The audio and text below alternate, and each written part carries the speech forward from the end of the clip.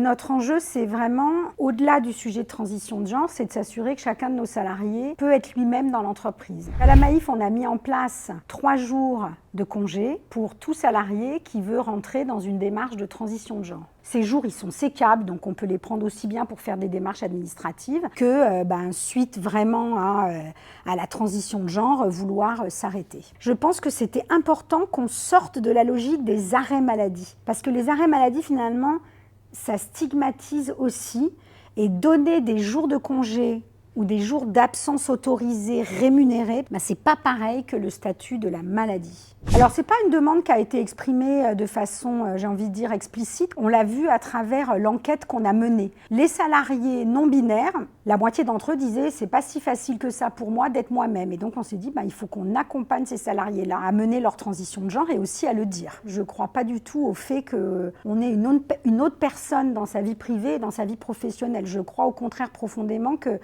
si on a le sentiment d'être en sécurité psychologique, de pouvoir exprimer qui on est dans toutes ses singularités et quelle que soit leur forme, moi, ma conviction, c'est que on est plus engagé, on est plus épanoui, on est plus performant, on est plus créatif. La performance sociale crée de la performance économique et la performance économique crée de la performance sociale. On est en train justement de mettre en place des modules de sensibilisation, alors plutôt sur des formats courts, pour justement aider les collaborateurs et les managers à s'approprier ce sujet-là et puis à savoir aussi comment réagir quand quelqu'un dans son équipe déclare qu'il rentre par exemple dans un parcours de changement de genre. Je pense que les entreprises ont une vraie responsabilité à avoir un rôle social et sociétal. Parce que finalement, aujourd'hui, peut-être que c'est probablement un des derniers endroits où on fait société autour d'un projet commun. Moi, en tant que DRH, je me sens une vraie responsabilité. Je trouve que quand on a la chance d'être à la DRH à la tête d'une entreprise de 8000 personnes, on peut quand même agir. 8000, c'est beaucoup. J'espère à travers ça, évidemment, qu'on essaime aussi